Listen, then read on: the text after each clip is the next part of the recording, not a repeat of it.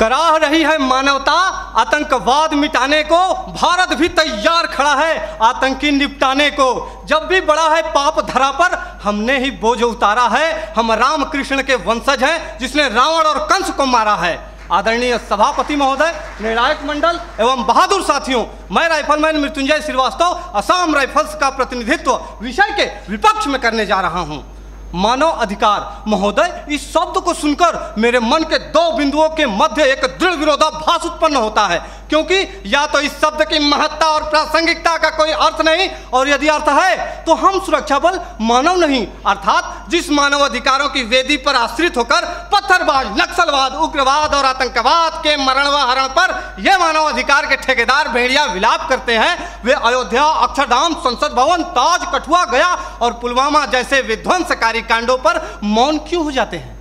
महोदय, प्रशिक्षण काल से ही हमें एक गोली एक दुश्मन, जिसकी पहल उसकी जीत जैसे प्रेरणादायक पंक्ति स्वरूप गुरु मंत्र दिए जाते हैं, परंतु वास्तविकता तो यह है कि मानव अधिकारों के अनुपालन की जंजीरों में जकड़े हम सुरक्षा बल एक आईडी कई जवान, दुश्मन की पहल सैनिक की शहादत जैसे ज्वलंत उदाहरणों का निर्मम साक्षात्कार करते हैं। महोदय, जहां कानून व्यवस्था चरमरा जाती है, आतंकी हुकूमत चलती है, मानवता का अस्तित्व खतरे में पड़ जाता है, वहां पुनः शांति स्थापित करने के लिए सशस्त्र सुरक्षा बलों की तैनाती की जाती है। ऐसे कठिन परिस्थिति में मानव अधिकारों का अनुपालन करते हुए आतंकवाद एवं उग्रवाद के विरुद्ध लड़ना, वो भी प्रभावी तरीके से, कतई संभव नहीं है। एक सैनिक होने के नाते मैं यही कहूंगा कि शस्त्र मिले हैं, कर्म करो, सर्वनाश करो गद्दारों का। आज मानवता है खतरे में, तो क्या करोगे मानव अधिकारों का? महोदय, मानव अधिकारों के अनुपालन का ही नतीजा है कि पश्चिम बंगाल के एक छोटे से गांव नक्सलवाड़ी से शुरू हुआ नक्सलवाद हमारे देश के 240 जिलों में फैल चुका था, लेकिन जब सुरक्षा बलों ने उनके खिलाफ कठोर और दंडात्मक कार्रवाई की तो यह सिर्फ 90 जिलों में सिमट कर रह गया है।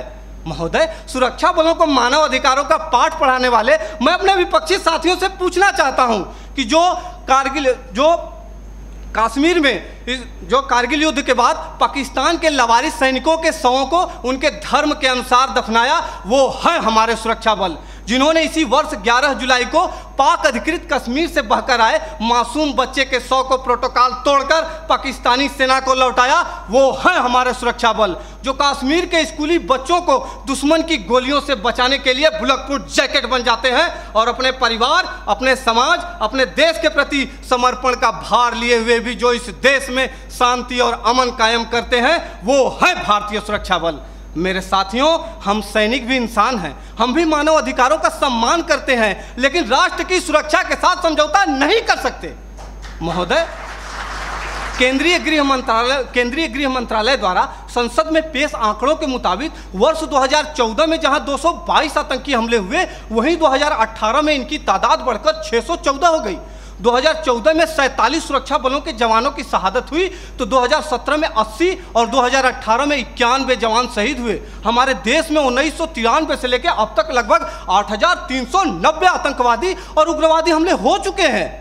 महोदय, पूरा देश जानता है कि ईद की छुट्टी के लिए जा रहे सेना के जवान औरंगजेब को आतंकियों ने अपहरण कर निर्दयतापूर्वक हत्या कर दी, तब तो किसी ने भी औरंगजेब के मानव अधिकारों के लिए आवाज नहीं उठाई। वही खुखार आतंकवादी अफजल गुरु को कानूनी प्रक्रिया के तहत फांसी की सजा दी गई, फिर भी हमारे देश के प्रतिष्ठित शिक्षण संस्थानों में राष्ट्र विरोधी नारे लगाए जाते हैं। दर्द तो हद से तब गुजर जाता है जब सर्जिकल स्ट्राइक और एयर स्ट्राइक जैसे सफल ऑपरेशनों के लिए हमसे सबूत मांगे जाते हैं। हमारे धार्मिक ग्रंथों में कहा गया है कि सीता हरण किया रावण ने, मानवता को ललकारा था, श्री राम प्रभु ने रावण को लंका में घुसकर मारा था। हम उन्हीं राम के अनुयायी सम्रानर हार नहीं सकते, जो रच रहे षड्यंत्र उन्हें क्या घुसकर मार नहीं सकते? महोदय, मैं अपने विपक्षी साथियों से पूछना चाहता हूं कि जब आतंकवादी हम पर अंधाधुंध गोलीबारी करें तो क्या हम सफेद झंडा लेकर मानव अधिकारों का शांति पाठ करें?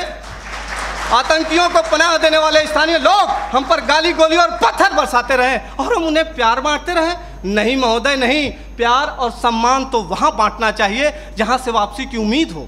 महोदय, मैं यह नहीं कहता कि मानव अधिकारों का अनुपालन नहीं करना चाहिए, लेकिन वे लोग जो मानव अधिकारों का दुरुपयोग करके सुरक्षा बलों को प्रभावहीन करने की कोशिश करते हैं, उन्हें कठोर से कठोर दंड देकर उनके साथियों को यह संदेश देना होगा ताकि भविष्य में कोई भी इंसान आतंकवादी, उग्रवादी और नक्सलवादी बनने की हिम्मत ना करे। धन्यवाद। जय हिंद।